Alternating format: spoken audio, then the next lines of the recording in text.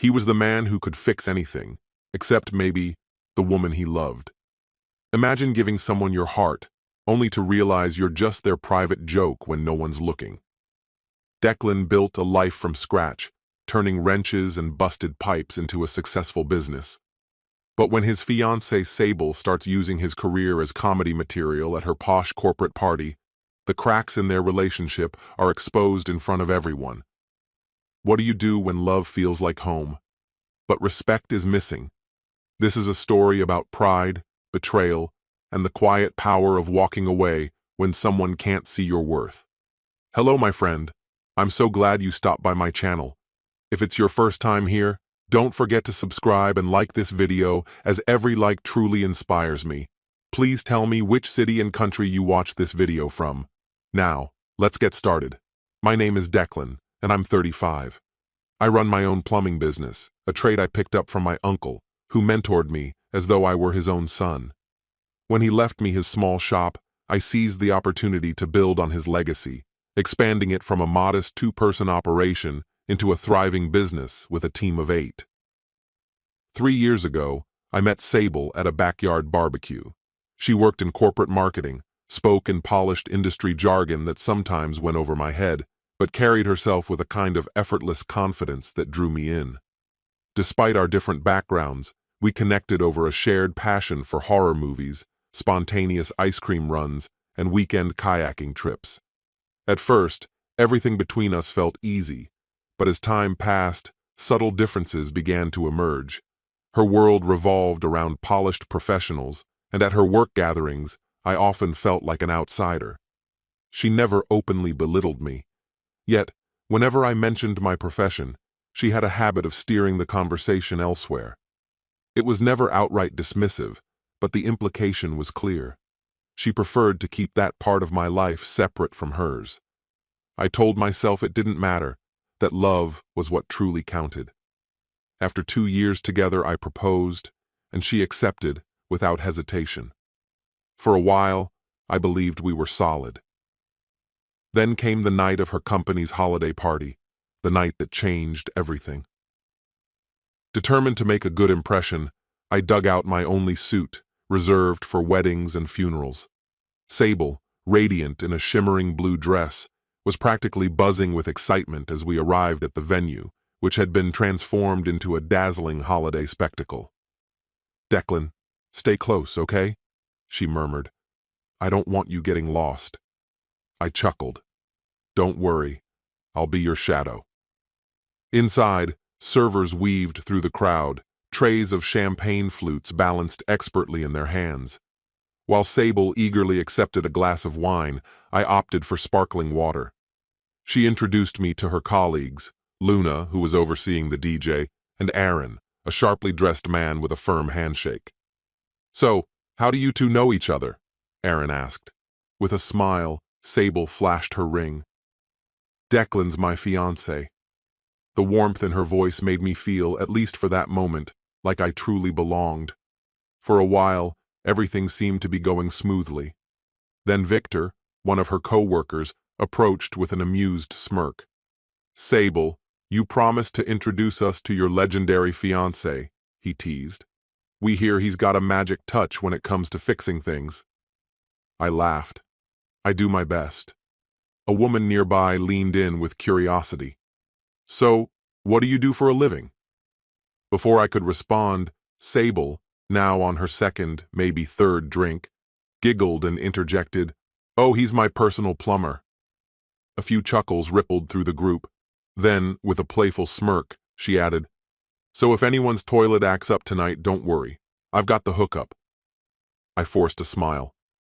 I'd heard jokes about my job before, but something about the way she said it, like I was a novelty rather than a partner, left me unsettled. Later, as we sat for dinner, more introductions followed. The conversation at our table shifted toward my work, just as Sable's boss took the stage to deliver a speech. "So, Declan, how does a plumber manage to date a corporate rock star like Sable?" someone asked. I smiled. "Running my own business gives me the flexibility to set my own hours." Before I could elaborate, Sable cut in. her voice louder than necessary. Yeah, but that also means he spends his days knee-deep in some pretty nasty stuff. She smirked. At least he cleans up before coming home. Laughter spread across the table. My face burned, but I said nothing, telling myself she was just a little tipsy, just trying to be funny. And yet, the gnawing feeling remained. She wasn't presenting me as her equal, she was making me the punchline. As the evening wore on, Sable's boss, Naomi, stood to give a toast, recognizing the hard work of the team and highlighting a few standout employees, including Sable. Beaming, Sable leaned in and whispered, "I might be getting a promotion next quarter. Can you believe it?" I mustered a smile. "That's incredible. I'm proud of you." She squeezed my hand before turning back to the speech. Soon, Naomi invited team members to the stage for brief remarks. When Sable's name was called, I nudged her encouragingly, and she walked up with confidence, champagne glass in hand. "Thank you, Naomi," she began, her voice carrying through the room. "This means so much. Our team worked incredibly hard on this campaign." Applause followed. She took a breath, then continued. "I also want to give a special shout-out to my fiancé, Declan." She gestured toward me, prompting me to stand. Feeling awkward but wanting to be polite, I rose with a small smile. Sable grinned. "That's my plumber fiancé," she announced with a laugh. "If your sink or toilet ever gives you trouble, he's the one to call. And don't worry, he's pretty affordable." Scattered laughter filled the room, but this time the sound carried a different weight. There was an edge to it, a sharpness in her tone that stung. She sipped her champagne, clearly enjoying the moment. Someone from the front row called out, "Hey Declan, do we get company discounts?" More laughter. Sable turned to me with an amused grin. "Maybe," she teased. "But no freebies. We've got bills to pay, right, honey?" I forced another smile, but my chest felt tight. This was supposed to be her night, her celebration, yet somehow I had become the evening's entertainment. When she returned to her seat, giggling, her face flushed with excitement, I leaned in and asked quietly, "What was that about?" She waved a dismissive hand. "Oh, come on, Declan. Don't be so serious. It was just a joke." I swallowed hard, but the knot in my stomach refused to ease. It didn't feel like a joke. With a casual flick of her wrist, she dismissed me, her attention already shifting to a nearby colleague. I stared down at my untouched drink, a slow, dull ache blooming in my chest. The music swelled, the party rolled on, oblivious. Sable reached for another glass of champagne, unfazed. I pushed back from the table, rising to my feet. The need for space clawed at me, anything to put distance between myself and the suffocating realization that something between us had shifted. Stepping outside, I inhaled deeply, letting the crisp night air fill my lungs, cutting through the fog in my head. For a moment, I just stood there, breathing, my thoughts looping in an endless, frantic cycle. How did we get here? Why had Sable thought it was acceptable to humiliate me like that, reducing my career to a punchline in front of her colleagues? The sharp sound of heels clicking against the pavement pulled me from my thoughts. She was following me. A second later, her voice sliced through the stillness. "Hey." Impatience tinged her tone more than concern. I turned to face her. She still clutched her champagne glass, her expression unreadable. "Are you seriously upset about this?" she asked, her brow knitting in mild irritation. "Yeah," I admitted, working to keep my voice steady. "Sable, you made a joke out of my career, in front of an entire room of people. They weren't laughing with me. They were laughing at me." She let out a sharp breath, rolling her eyes. "Oh, come on, Declan. You're overreacting. It was just a bit of fun." I exhaled slowly, fighting to keep my frustration in check. That's exactly the problem. It wasn't fun for me. You turned me into some kind of spectacle, something to amuse your colleagues. Her cheeks were flushed, Whether from embarrassment or the champagne, I couldn't tell. You're blowing this out of proportion. People tease each other at parties. It's normal. I shook my head. Not like that. Not by tearing down what someone does for a living. You made it seem like my job is something to be ashamed of. She looked at me as if I were speaking a foreign language. Oh, don't be so dramatic. I respect what you do, but let's be honest. It's not exactly prestigious. I was just making light of how different our worlds are. I crossed my arms. Respect? You only find my job charming when it's convenient, but the moment we're around your colleagues, it's a joke. And this isn't the first time. This has been happening for a while. She glanced back toward the entrance, suddenly cautious, as if worried someone might overhear. Declan, can we not do this here? This is my company's party. Let's go back inside, have another drink, and talk about it tomorrow. A sharp wave of anger surged through me. No, Sable. I'm done pushing this aside. Her expression darkened. What's that supposed to mean? I drew in a steadying breath, searching her face for any flicker of remorse. It means, I said quietly, I can't marry someone who doesn't respect me. She let out a disbelieving laugh, brittle and sharp. You can't be serious. You're willing to throw away our engagement over a harmless joke? I looked down at my hand, my fingers tightening around the simple band we had chosen together. My hands trembled slightly as I slid it off. For a moment, I just held it, remembering the day I proposed.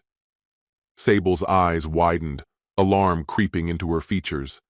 Declan, don't you dare, she warned, her voice rising. I extended the ring toward her. If you can't understand why this matters, then there's nothing left to say. I won't spend my life defending my career to the one person who's supposed to support me. Her mouth parted in shock, and she took a step back. Oh my God. You're actually serious? All this over a couple of jokes? My jaw tightened. They weren't jokes. They were insults. You embarrassed me in front of everyone, and you won't even acknowledge it. Her expression hardened, frustration boiling over. So what? You expect me to beg for forgiveness over something so minor? Grow up, Declan. People joke about their partner's jobs all the time. I never complain about the way you come home smelling like grease, or how you're always exhausted and covered in grime. A fresh wave of pain crashed through me. Do you even hear yourself? Instead of apologizing, you're doubling down. She folded her arms, her lips pressing into a thin line. Fine. I'm not sorry, and I'm not standing out here in the cold while you play the wounded victim. I looked at her, really looked at her, and the truth settled in my chest like a stone. She wasn't the woman I thought I loved, or maybe she never had been. All that remained was this dismissive, indifferent person who saw me as something less.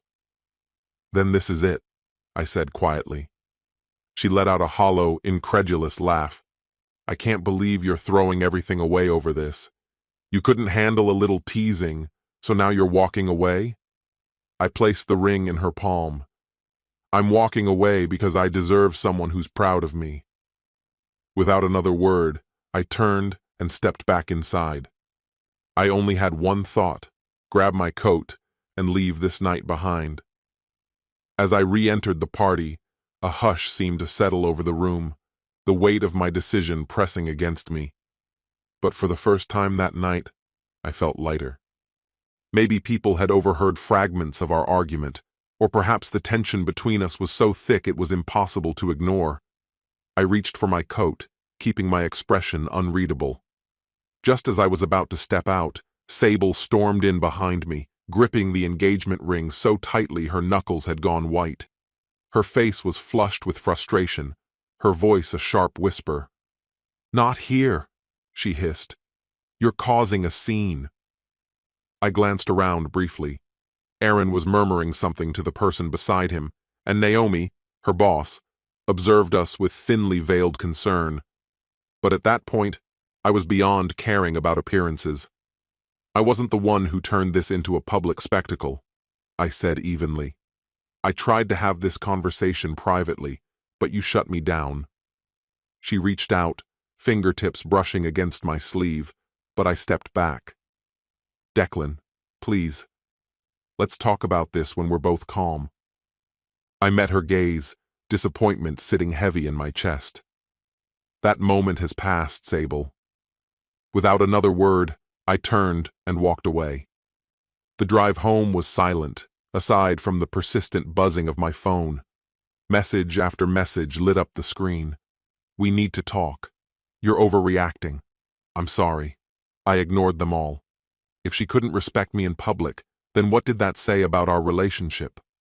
By morning, she was still in the house, moving around quietly, but the air was thick with words left unsaid. I could feel her watching me as I got ready for work, waiting for me to engage. But I had nothing left to offer. Later, she started shifting the narrative, telling our mutual friends that I had lost my temper over a harmless joke. Some took her side, others reached out to hear mine. I kept my response simple. This wasn't about one joke. It was about a repeated pattern of disrespect. Some understood, others dismissed it. One message stood out in particular. "Dude, if you're that sensitive about plumbing jokes, maybe pick a career that's harder to mock." That one stung, but it also reaffirmed why I had walked away. That night, I told Sable to pack her things.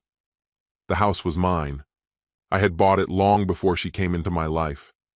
She tried to downplay everything, insisting I was making too big a deal out of it, but I was done with the debate. By morning, she was gone. She moved back in with her parents. A few days later, she shared her version of events online. When a man can't handle a strong woman with a sense of humor, his true colors show. According to her, I was insecure, controlling, unwilling to accept her personality. I chose not to engage publicly, but I did talk to people who mattered, like my cousin Todd, who had known me forever. "She's twisting it," he said. "You've never been insecure about your work.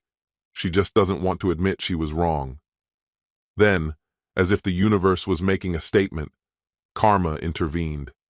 Not long after she moved home, her parents' bathroom pipes burst, flooding the floors and seeping into the walls. A mutual friend later mentioned the repair bill was in the thousands. For the first time, Sable probably understood. My work wasn't a joke. It was essential. She never reached out again, and I never got an apology. Instead, I focused on what truly mattered: growing my business, expanding my team, mentoring apprentices who actually valued the trade. Months passed. Sable changed departments at work, seemingly trying to move past the fallout. Rumors floated around that she was dating someone from her office. I never cared enough to ask for details. My life had moved on. One evening, after a long day of installing pipes in a historic building, I sat in my truck, watching the golden light reflect off my company's freshly redesigned logo. A deep sense of gratitude settled over me. I won't lie. There were moments I missed certain things about Sable: her adventurous nature, the way she'd curl up next to me during scary movies. But I never missed the way she made me feel small. Eventually, I started dating again. This time, I found someone different, someone who saw the value in what I did, who admired my skills rather than ridiculing them. She loved that I built things with my hands, that I created something real, and she was proud of me. That changed everything.